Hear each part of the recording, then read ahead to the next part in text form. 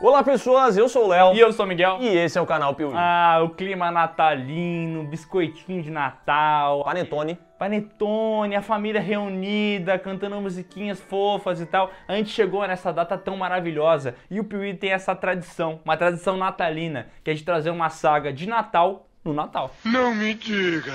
E a saga da vez é Esqueceram de Mim, um dos maiores clássicos do Natal, que muita gente não sabe, mas é uma saga e ela não é composta por 1, 2 ou 3 filmes, mas por 6. E hoje a gente inicia aqui uma jornada pelo enredo dessas obras, trazendo várias curiosidades e, claro, dando também a nossa opinião sobre cada um desses filmes. Então apague as luzes aí do seu quarto, acenda o pisca-pisca natalino e prepare-se para cair na armadilha da diversão e da alegria na primeira parte da saga Esqueceram de Mim, que está começando agora mesmo aqui no canal Piuí. Se fizesse um filme da história dos inscritos do canal Piuí, o nome do filme seria Esqueceram do Like. Mas você pode mudar isso deixando seu like aqui, tá?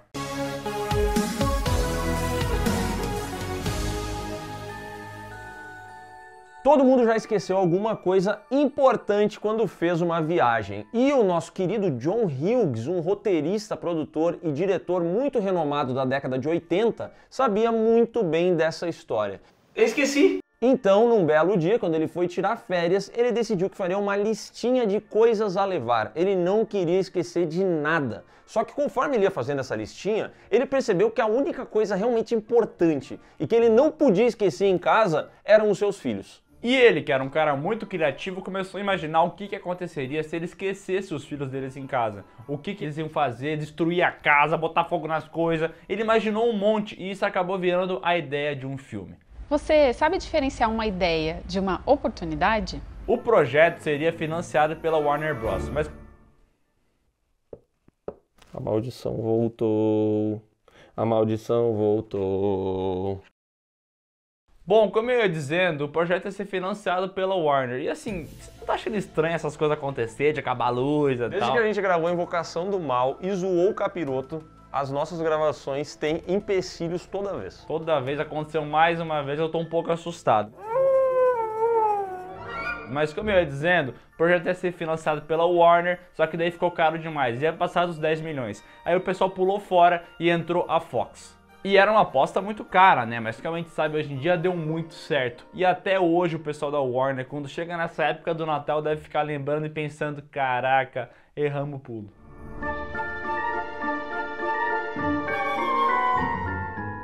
Lançado em 1990, Esqueceram de Mim tem o roteiro do John Hughes, que é um cara muito importante dos anos 80, já fez filmes como O Clube dos Cinco e Curtindo a Vida Doidado, e direção de Chris Columbus, o mesmo cidadão por trás de Gremlins, Goonies e Harry Potter e a Pedra Filosofal.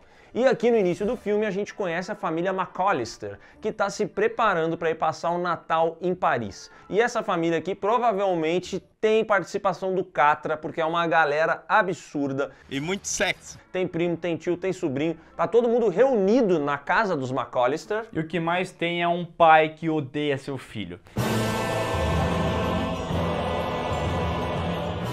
E aqui já fica claro que este pai não gosta de Kevin McAllister. Na verdade, ninguém da família gosta de Kevin McAllister. Ele é um pouco pestinha, mas é criança, entendeu? Tem que entender, mas o pessoal da família não entende. Então quando o Kevin faz uma cagada, todo mundo aponta pra ele e fala: "Você é um desgraçado, seu inútil, seu merda!" Kevin, você é um saco! Tem até uma garota que fala que os franceses diriam que Kevin McAllister é le incompétent, Você é o que os franceses chamam les incompetents.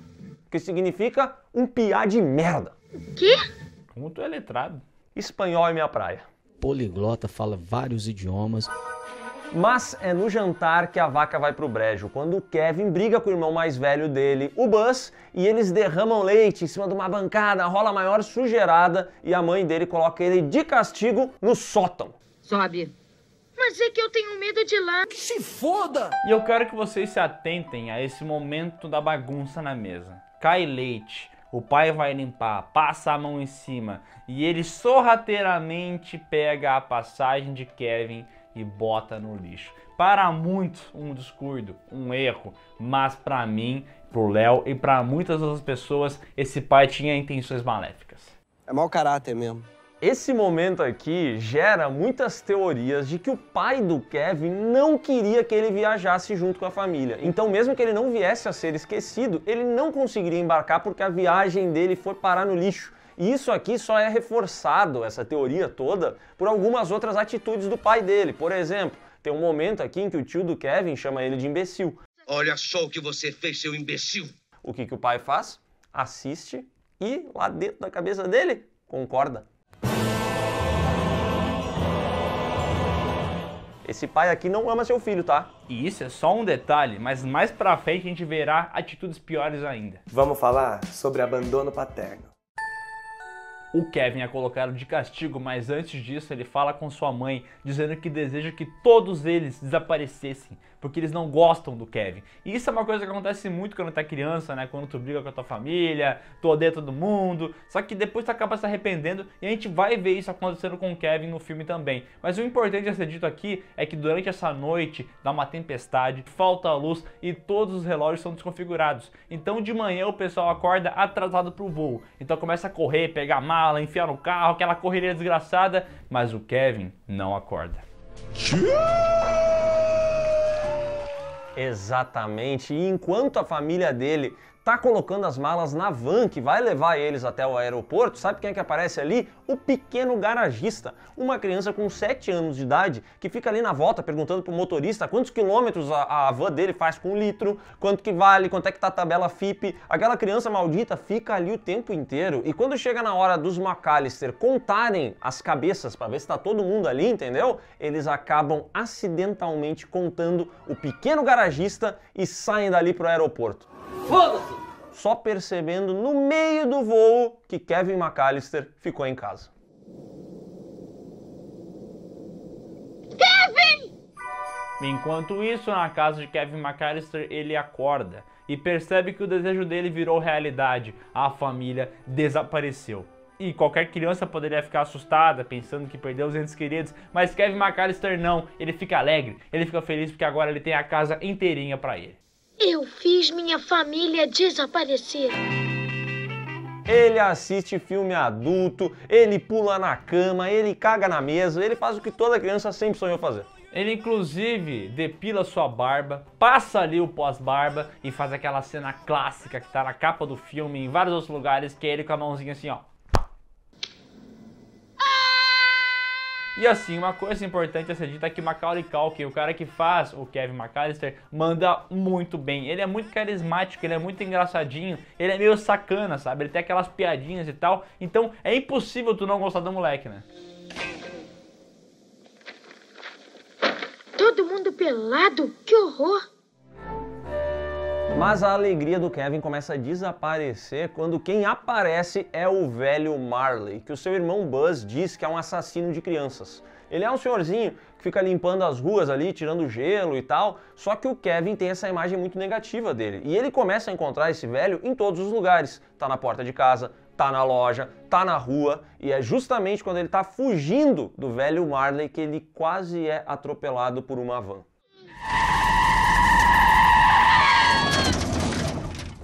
E essa cena, pouca gente sabe, mas é uma das cenas mais perigosas da história do cinema, porque foi muito difícil gravar esse quase atropelamento. Mais de 9 crianças foram atropeladas até que finalmente eles entenderam onde era o ponto de frenagem, e assim a cena ficou ótima. Mentira, eles só gravaram de trás pra frente. Mas seria legal, né? O esforço de dublês mirins. Poderia estar no Oscar se tivesse tido todo esse trabalho prático, essa dedicação a mais, né? Que acabou faltando aqui pro filme. Será que tem dublê mirim? Tipo, tem o cara que faz o dublê da criança, mas ele não é uma criança, né? Na série do Chuck é sempre um anão. Anão? E nesta van que quase atropelou o Kevin está Harry e Marv. E se você tem olhos atentos, olhos de falcão, deve perceber que você já viu esse Harry antes. Isso porque esse cara estava mais cedo na casa dos McAllister. Ele se vestiu de policial, se infiltrou lá para ver como é que a casa era. E esses dois cidadãos são, na verdade, bandidos. Eles são ladrões e são conhecidos como bandidos molhados. porque todas as vezes que eles assaltam um lugar, o Marv, que é um grande jumento, ele vai até uma pia da casa, fecha o ralo e liga a torneira. E aí a casa acaba sendo inundada, entendeu? Aqui no Brasil a gente também tem os bandidos arrombados, que são aqueles que assaltam e cagam depois. Às vezes eles cagam na privada, outras vezes eles cagam na piscina. Mas é muito comum de ter gente cagando depois que assalta a casa. Será que é alguma coisa de nervosismo? O cara fica nervoso e tem que cagar? Talvez seja tipo tomar um café preto de manhã, assim. Quando eu tomo um café preto de manhã, sabe, dá uma vontade louca de cagar. Toda vez que eu e o Léo viajamos pra algum lugar por causa do Piuí, a gente toma café da manhã no hotel. E aí a gente toma um cafezinho, o Léo toma aquele café bem preto e come alguma coisa que desperta o intestino dele. Por que isso acontece, não? Por que é tão regrado? Por que é tão treinado? Como é que tu treinou teu assim? Cara, o meu diferente dos despertadores dos McAllister, ele nunca falha. Pode faltar luz, mas eu vou estar lá. Olha o cagão aqui! Os bandidos são molhados, mas muito ardilosos, então eles começam a sondar a casa do Kevin para tentar encontrar alguma coisa que eles possam entrar ali, para ver se tem alguém em casa e tal. Só que o Kevin, ele fez Senai. O Kevin assistiu muito Profissão Perigo, ele é praticamente o nosso MacGyver. Então ele cria ali várias paradas com manequins, com recorte de papelão e consegue enganar os bandidos fazendo eles pensar que tem gente em casa. Então eles têm que sair dali e não podem assaltar. O Kevin é tão safo que ele consegue utilizar o som da televisão para fazer um cara entregar pizza para ele. Deixa aí na porta e vai dando fora daqui. Tá bom. E aí você se pergunta, mas cadê os pais do Kevin? Bom, eles estão lá em Paris tentando voltar, não tem voos, entendeu? Porque é Natal, tá todo mundo viajando pra tudo quanto é lugar, eles não conseguem assentos. Então, o pai do Kevin, foda-se, ele não tá nem aí pra essa criança. Importante é isso aqui. Lembra que a gente falou que o pai do Kevin se mostra um crápula? Aqui tem uma cena que isso marca com ferro quente, que é o momento que a mãe olha e fala assim, mas o Kevin tá sozinho em casa. Ele tá em perigo. Peter, o meu filho está sozinho em casa. Eu só saio desse aeroporto se for num avião. E aí o pai fala, ah, não dá nada, ele vai se virar. Tá todo mundo cansado. Você está exausta. Não tem mais nada que a gente possa fazer no aeroporto. Esse pai tá feliz da vida que ele esqueceu o filho dele em casa, mas a mãe não, porque essa mulher tem coração. Então ela decide que ela vai voltar até sua casa no modo pinga-pinga, que é pegando o avião aqui, pegando carona ali, e ela inclusive acaba voltando com o pessoal ali, os alemães da Pisadinha, né, que é uma banda muito famosa que dá carona pra ela na van. Inclusive essa banda dos alemães da Pisadinha tocam muito aqui em Nova Petrópolis com grandes sucessos como Props Pops.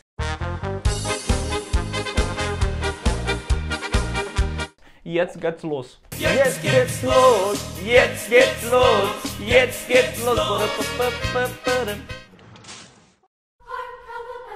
Essa ideia de esquecer um filho em casa é um pouco improvável. Tem um pessoal que esquece, às vezes, as crianças no carro trancado, acontece bastante, mas esquecer antes de uma viagem e tal é um pouco improvável. Então o John Hughes tentou escrever no roteiro alguns argumentos que fariam ficar mais palatável essa ideia. Então ele coloca o lance do despertador, coloca o negócio da correria, do avião atrasar, do pessoal esquecer, ele coloca vários argumentos para fazer sentido, né? Inclusive no início desse filme, eles mencionam ali no meio daquela correria em casa, de arrumar malas e tudo mais, que eles vão ficar sem telefone por 2 dias.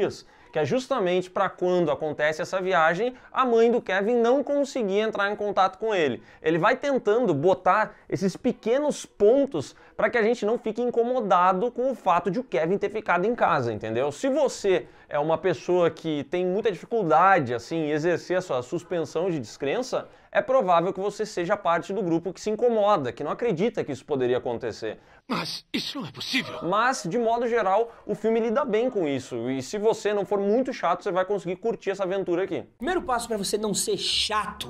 Enquanto vira alvo dos bandidos molhados, o Kevin acaba encontrando novamente aquele senhorzinho que ele morre de medo. Só que dessa vez o encontro é diferente. Ele vai lá na igreja, o velho está sentado ali num banco e eles começam a conversar. E o senhor fala que tem ali um passado com o filho dele, uma mágoa. E a gente entende que o senhorzinho não é malvado, ele não é assassino coisa nenhuma. Só por ter aquela aparência diferente, o pessoal tem medo dele. E aí esse momento do filme é muito legal. O John Hughes sempre gosta de colocar isso nos roteiros dele, que é o personagem aprendendo alguma coisa, que é uma lição que o filme passa. E eu acho que é uma lição muito efetiva. Lá no fundo você gosta deles, mas esquece que gosta. Eu chorei, de verdade, vendo o filme. Caralho, eu chorei assistindo Esqueceram de Mim, caralho. Não acredito nisso.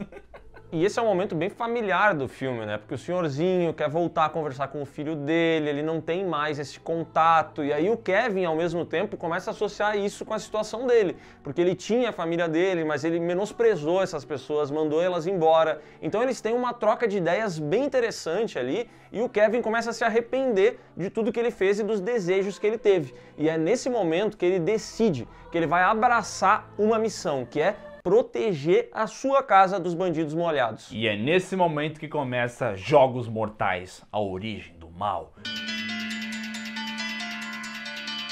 Porque a gente vê o Kevin McAllister protegendo a casa dele, não de um jeito protetivo, mas de um jeito atacativo, porque ele é maluco, ele quer matar os bandidos, velho. E aqui acontecem as cenas mais lembradas desse filme, que são as armadilhas que o Kevin arma para pegar os bandidos molhados. Tem o rabo quente na maçaneta, que é pro cara botar a mão e se queimar. Tem o desodorante que pega fogo na cabeça do Harry. Tem o golpe com ferro de passar.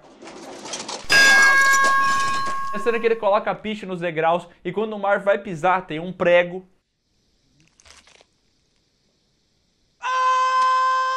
E tem muita lutaria, muita brigação e correria dentro daquela casa. Só que por mais que o Kevin seja inteligente e consiga fazer os bandidos caírem em todas as armadilhas dele, chega uma hora que não tem o que fazer, ele precisa sair de casa, ele precisa fugir dali, porém ele acaba sendo capturado pelos bandidos molhados. E nesse momento a gente fica com medo, porque o que esses bandidos vão fazer com o garotinho? Só que aí aparece aquele senhorzinho que o Kevin sempre tinha preconceito. Ele aparece lá pra salvar a vida do Kevin e espantar os bandidos.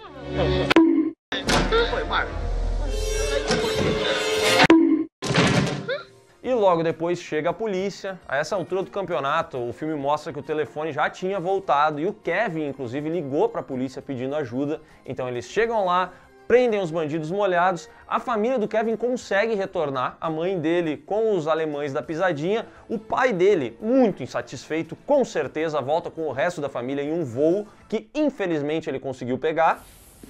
Que merda de vida. E no fim o Kevin se junta ali com a mãe dele e é uma cena muito bonita, né? Ele pede desculpas pelas coisas que ele falou, então a mãe abraça ele e acontece ali o milagre de Natal, que é o que a gente quer ver no filme natalino, entendeu? Uma coisa bonita, gostosa. O milagre de Natal é a gente ver o velho Marley assassino lá na rua se reconciliando com seu filho. Esse é um momento em que se você não chorou, é porque você não tem espírito natalino, você não tem isso. Você não tem espírito, você tá morto por dentro. Essa morreu. Não tem jeito. Tá morta. Esquecendo de Mim era pra custar 10 milhões, acabou chegando aos 18, mas faturou impressionantes 476 milhões, fazendo todo mundo lá da Warner chorar no banho até hoje. Ele é um filme pra criança, ele é um filme bobinho, mas ele é cheio dessas lições bacanas, dessas cenas engraçadinhas, de um roteiro bem amarradinho, né? Essa é uma coisa que o John Hughes, além de botar sempre essa liçãozinha de moral, ele sempre faz esses roteiros onde uma ação vai ter uma consequência lá na frente. E Esquecendo de Mim é um bom exemplo disso. A gente nem falou, mas a trilha sonora desse filme é do John Williams. E tem momentos em que a gente vê a rua, à noite, entendeu? Com a decoração natalina. E o tema do filme consegue captar muito bem a essência do Natal. É muito legal, assim, a vibe que ele consegue criar. E não me surpreende que tenha sido a comédia de maior sucesso da história, posto esse que pertenceu ao filme até Se Beber Não Case Parte 2 acabar sendo lançado e aí sim conseguir fazer uma bilheteria maior que a desse filme aqui. Porra! Assim, a gente falou que o filme foi elogiado na crítica, mas ele não foi aclamado, porque ele tem algumas conveniências de roteiro para o filme poder acontecer que pode incomodar algumas pessoas, como o Léo comentou. Mas ainda assim, esse filme aqui todo mundo assistiu na sessão da tarde, todo mundo guarda com carinho no coração e fez um caminhão de dinheiro. E também, obviamente, fez uma continuação, né?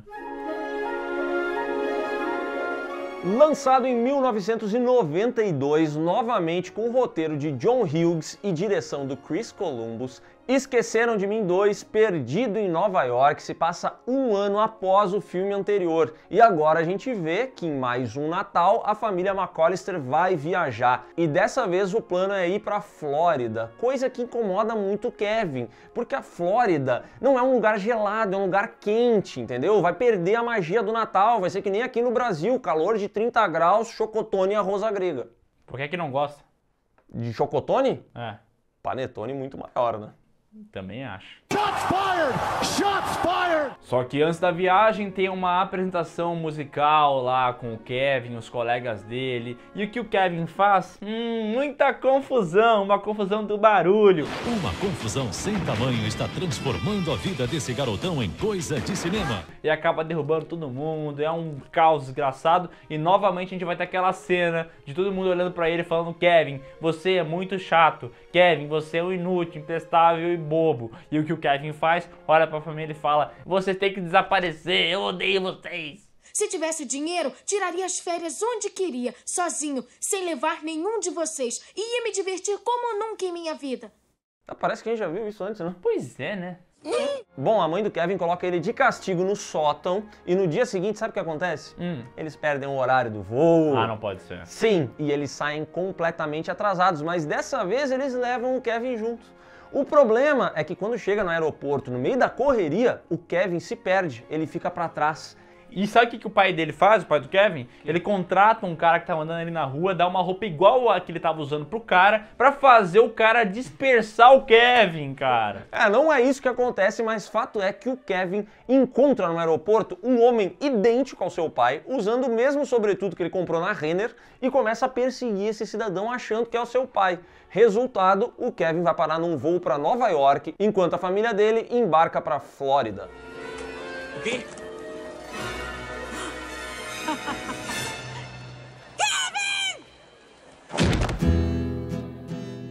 Bom, lembra que a gente falou das conveniências de roteiro do primeiro filme? E Esqueceram de Mim 2 o pessoal se passou, né? Nossa!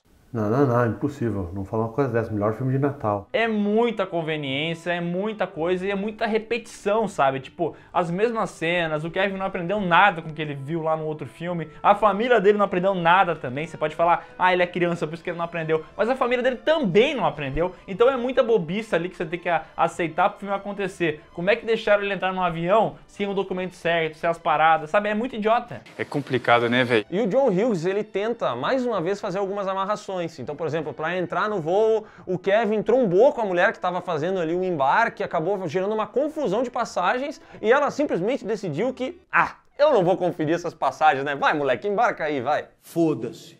É um pouco bobo, é um pouco idiota, mas novamente, né? É filme ali infantil, tem coisa boba acontecendo. Eu acho a maior parte dessas decisões um pouco estúpida, mas tudo bem, né? O filme tem que acontecer. Bora, culpado! De fato, o filme tem que acontecer, mas a todo momento você vai precisar aceitar algumas coisas que forçam a barra bastante. Por exemplo, quando o Kevin chega em Nova York, ele está com o cartão de crédito do seu pai, ele ficou ali com a bolsa de mão do seu pai. Então ele faz uma reserva em um hotel muito luxuoso. Como ele faz isso? Porque ele tem um aparelhinho ali, um sintetizador de voz, que permite que ele mude a própria voz dele, ligue para o hotel e faça uma reserva ali, como se ele fosse o Optimus Prime falando com a mulher da recepção. Eu sou o Optimus Prime, líder dos Autobots. Quero dormir no hotel mais caro. Qual hotel? Aquele que o Donald Trump é dono. Sim, aparece o Donald Trump nesse filme, porque o hotel é dele. Por favor, onde é a recepção? No corredor, dobre à esquerda. Obrigada. Só que ele exigiu que tinha que aparecer no filme pra poder usar o hotel dele. Mas em contrapartida ele não cobrou nenhum centavo da produção.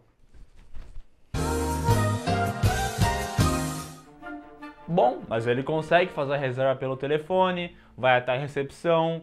A recepcionista acaba aceitando a criança entrar por uma série de conveniências e ele vai até o quarto. E quando ele chega lá, ele faz aquele repeteco do primeiro filme, que ele fica aproveitando as mordomias de um grande hotel. E outra coisa que acaba em repeteco é o fato de que a equipe do hotel começa a suspeitar que o pai do Kevin nunca chega. Ele falou que o pai dele tá numa reunião, mas esse pai nunca aparece. Suspeito, otário. Suspeito. Então, o gerente do hotel, o Sr. Hector, interpretado pelo Tim Curry, decide que ele vai ir verificar o que está acontecendo naquele quarto, entendeu? E como é que o Kevin se livra disso aí? Utilizando a cena de um filme. O pessoal acha que aquele som está vindo da voz da boca do pai do Kevin, mas na verdade era da televisão. Olha daqui, seu danado enxerido. Senão eu vou te dar umas palmadas, hein? E a gente já viu isso no primeiro filme, assim como a gente já viu o Kevin mexendo ali com um monte de marionetes que ele conseguiu armar lá dentro e que fazem parecer com que o Sr. Hector tenha invadido o banheiro no momento que o pai do Kevin estava tomando banho. E eu vou dizer, até que a cena ali em que o pessoal tá todo na sala e daí começa a rodar o áudio da TV e a gente vê que o Kevin separou um trecho em que o cara acusava a mulher dele de ter traído ele com várias pessoas. Esse momento em que as acusações acabam recaindo sobre o Sr. Hector, eu até acho divertida. Veio aqui e estava se agarrando com meu irmão.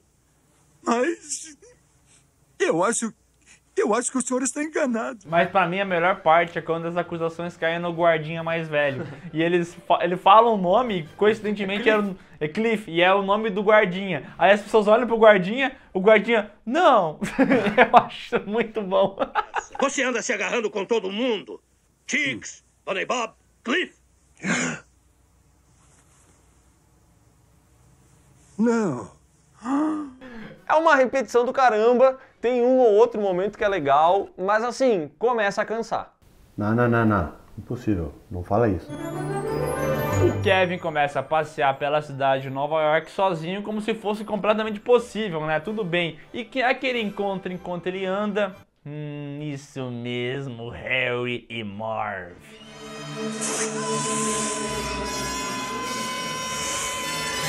Nos braços do papai.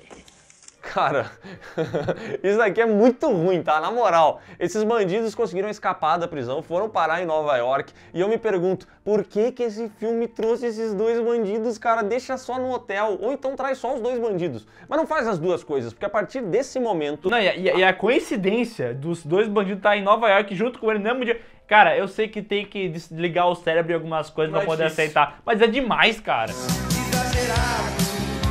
E a partir desse momento a galera do hotel é completamente abandonada. Acabou. O filme agora é sobre o Kevin fugindo do Harry e do Marv, que estão em Nova York e pretendem assaltar uma loja de brinquedos. E convenientemente, o Kevin foi visitar uma loja de brinquedos, a loja de brinquedos do Duncan. Ele chega lá, a loja informa para ele, o atendente informa para ele que todas as vendas realizadas vão ser revertidas ali para um hospital infantil. Aí o Kevin se solidariza com isso, doa dinheiro, e aí o cara que tá atrás do balcão vê que ele é um menino muito bom e decide dar pra ele um presente. E sabe que presente ele dá pro Kevin? 2 rolas. Rola? Quer uma rola? Não, desculpa, 2 rolinhas. 2 rolinhas, perdão. Leve estas rolinhas. Ele fala pro Kevin que é muito importante demonstrar a gratidão e a solidariedade durante o período natalino. Então o Kevin deveria oferecer aos outros as rolinhas dele. Fique com uma e dê a outra rolinha a uma pessoa muito especial. Mas ele dá uma instrução, que é o seguinte, não ofereça a sua rolinha para qualquer um. Porque a rolinha, ela representa muita coisa, entendeu? Tem que ser dada para uma pessoa especial. Pensa 2 vezes antes de dar a rolinha para qualquer pessoa. Sabe, as rolinhas são um símbolo de amizade e de amor. Nos anos 90 era muito comum chamar a pomba, né, de rolinha. Então, na dublagem, eles usaram esse termo de rolinha. Assim, fica muito estranho, né? Porque antigamente tinha alguns termos que a gente usava que caíam em desuso. Por exemplo, o termo que meu pai usa até hoje sobre rir, que ele usa o gozado. Eu vou gozar disso aí, dar risada. Ele tá ficando gozado? Só que hoje em dia não dá pra usar isso aí, né? Agora eu vou dizer, tá? As rolinhas melhoram esse filme aqui e não é pouca coisa. Mas melhora pela maldade. Melhora pela maldade. E continuando no filme aqui, o Kevin tá pela cidade. Até que ele vê uma senhora cheia de rolinhas em volta. E ele fica um pouco assustado, ele fala, cara, que é isso? E ele fica correndo, ele... meu Deus do céu, que imagem assustadora! Será que no meio do filme ele vai entender que, na verdade, as aparências enganam? Será? É exatamente isso que vai acontecer, porque quando ele vê essa mulher e ele enxerga aquele tanto de em volta dela, ele se assusta, entendeu? Porque é uma imagem que de fato é muito assustadora. Mas logo depois ele vai conversar com a louca das rolas e ele descobre que ela, na verdade, é uma pessoa muito triste, porque ela foi abandonada por um antigo amor e desde então ela vive rodeada de rola. E aí eu pergunto, por que será que ela foi abandonada? Por que será, hein? Eu sei que você sabe. E o Kevin fala, mas eu até entendo, né, porque tu tá toda cagada de rola e tal, realmente não é muito legal. E ela inclusive fala, né, eu não tenho contato de outras pessoas, ninguém gosta de mim, ninguém fala comigo, mas as rolas nunca me abandonam. Eu gosto de rola bonita. E aí nessa conversa super bonita, com a trilha sonora do John Williams, a gente entende que as aparências enganam e que ela ainda comenta, Kevin, você tem que demonstrar amor pelos outros, porque isso é importante. Mais uma vez, ele aprende uma parada. E nesse momento ele tem um insight. Ele lembrou que o pessoal lá, o Harry e o Marv, iam assaltar a loja do Duncan. E ele vai impedir que isso aconteça. E aqui começa Jogos Mortais 2, o retorno de Kevin Kramer. Esse garoto vai até aquele local, quebra a vidraça da loja para acionar o alarme e coloca várias armadilhas no caminho desses dois bandidos, exatamente como a gente assistiu no primeiro filme. Você fala, mas que casa é essa? Que lugar que eles estão fazendo isso? É um lugar abandonado que ele encontra lá e tal. Cara, ele lembra que ele tem dois tios que moram em Nova York, ele encontra a casa desses dois tios. Quando ele chega lá, a casa tá em reforma e aí ele apronta altas confusões nessa casa, que é uma reforma tão grande, mas tão grande, que tiraram o piso do segundo andar. Eu nunca vi uma reforma desse nível. E aqui acontece aquela saraivada de cena clássica, né? Tijolada na cabeça. Várias tijoladas na cabeça, na verdade. Fogo na careca. E dessa vez potencializada, porque essa aqui é uma continuação do Mais e Maior. Então, além de botar fogo na cabeça, agora o Kevin coloca líquido inflamado na privada. E aí depois que queima a cabeça, bota a cabeça na privada, explode tudo. Inclusive, parabéns para a Daiane dos Santos aí, do Harry, que sai correndo e consegue equilibrar, fazer um handstand em cima do vaso para esfriar a cabeça, né? O cara não quis só enfiar a cabeça. Não. Ele quis se exibir, né? E pra mim, o handstand é o mais bonito movimento da calistenia. E assim, pra ser sincero, esse filme aqui quase passa do family friendly e quase vira um terror, porque o que o Kevin faz com esses bandidos é de assustar qualquer um. A física já deveria ter matado esses dois há muito tempo, mas eles de uma maneira incrível continuam vivos.